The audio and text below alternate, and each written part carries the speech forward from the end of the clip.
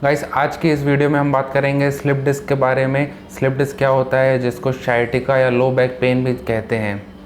हमारा जो स्पाइन होता है वो एक सीरीज़ ऑफ वर्टिब्रल बोन्स से बना होता है और हर एक वर्टिब्रल बोन के बीच में एक डिस्क प्रेजेंट होती है जो कि हमारा शॉक एब्जॉर्बिंग की तरह काम करती है, एक कुशन प्रोवाइड करती है हर एक बोन्स को, और हमारे स्पाइन को प्रोटेक्शन भी प्रोवाइड करती है ताकि वो हड्डियाँ एक दूसरे से टकराए ना और हमारा जो मूवमेंट है वो स्मूथ रहे।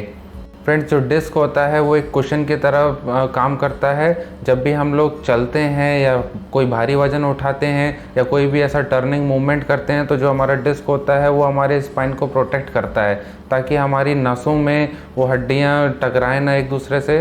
फ्रेंड्स, डिस्क के दो पार्ट होते हैं। एक आउटर रिंग होती है जिसको एनुलस फाइब्रोसिस कहते हैं और एक इनर जेल उसमें प्रेजेंट होती है जिसको न्यूक्लियस पल्पोसिस कहते हैं। यदि आउटर रिंग जो होती है वो वीक हो जाती है तो जो अंदर की जेल होती है वो बाहर हो जाती है। इसी को हम लोग स्लिप डिस्क कहते हैं। इसी स्लिप डिस्क की वजह से हमें पेन होता है, हमें बैक में डिस्कम्फर्ट होती है, हमें मूवमेंट करने में प्रॉब्लम होती है, नीचे झुकने में, ज़मीन में बैठने में प्रॉब्लम होती है। तो सबसे कॉमन नर्व है वो शायटिक नर्व है और उसी में सबसे ज़्यादा पेन वो क्रिएट करता है। जो स्लिप डिस्क होती है वो शायटिक नर्व को वहाँ पे कंप्रेस करती है, इसीलिए हमें पेन होता है, डिस्कम्फर्ट होता है, नंबनेस होती है, मतलब सुन्नपन होता है, झंझनाहट होती है, जलन होती है उस नर्व वाले एरिया में। तो जहाँ जहाँ शायटिक नर्व जाएगी कमर से लेकर पैर तक वहाँ पूरा दर्द होता चला जाएगा। सीवियर केसेस में हमें सर्जरी भी करानी पड़ सकती है क्योंकि ये स्लिप डिस्क अगर एक बार प्रोट्रूड हो गई तो वो एक्सरसाइज से वापस तो जा सकती है, लेकिन अगर बहुत ज़्यादा सीवियर हो चुका है केस तो इसमें सर्जरी ही करानी पड़ती है। तो सर्जन उसमें डिस्क को रिपेयर करते हैं और उस स्पेस को मेंटेन करने में हेल्प करते हैं। पीआईवीडी के जो सिम्टम्स होते हैं फ्रेंड्स, वो जलन होता है, सुन्नपन होता है, दर्द होता है, नसों के एरियाज़ में जहाँ जहाँ वो शायटिक नर्व जाती है उस एरिया में पूरा झंझनाहट टाइप का दर्द होता है, करंट टाइप का सेंसेशन होता है। ज़्यादातर ये एक साइड के हिस्से में होता है, या तो ये राइट लेग में होगा या तो लेफ़्ट लेग में होगा। फ्रेंड्स, ये तब ज़्यादा हो जाता है जब हम लोग खड़े होते हैं या जब चलते हैं या कोई भारी वजन उठाते हैं या झुक के कोई सामान उठाते हैं, तब ये सबसे ज़्यादा बढ़ जाता है। फ्रेंड्स, जो सिम्टम्स होते हैं वो पर्सन टू पर्सन वेरी करता है क्योंकि हर एक इंसान अलग होता है, तो सबके सिम्टम्स सबको अलग अलग दिखेंगे। किसी को झंझनाहट सिर्फ दिखेगी, किसी को जलन होगी, किसी को झंझनाहट के साथ दर्द, जलन सब होगा। तो ऐसा नहीं है कि अगर आपको स्लिप डिस्क है तो सिर्फ एक ही टाइप के सिम्टम्स आपको दिखेंगे। अगर आपके सिम्टम्स बहुत ज़्यादा सीवियर हो जाते हैं तो आपको जल्द से जल्द डॉक्टर को दिखाना चाहिए, न्यूरोसर्जन या कोई हड्डी रोग स्पेशलिस्ट को दिखाना चाहिए। पीआईवीडी का कारण क्या है, पीआईवीडी का कॉज क्या है?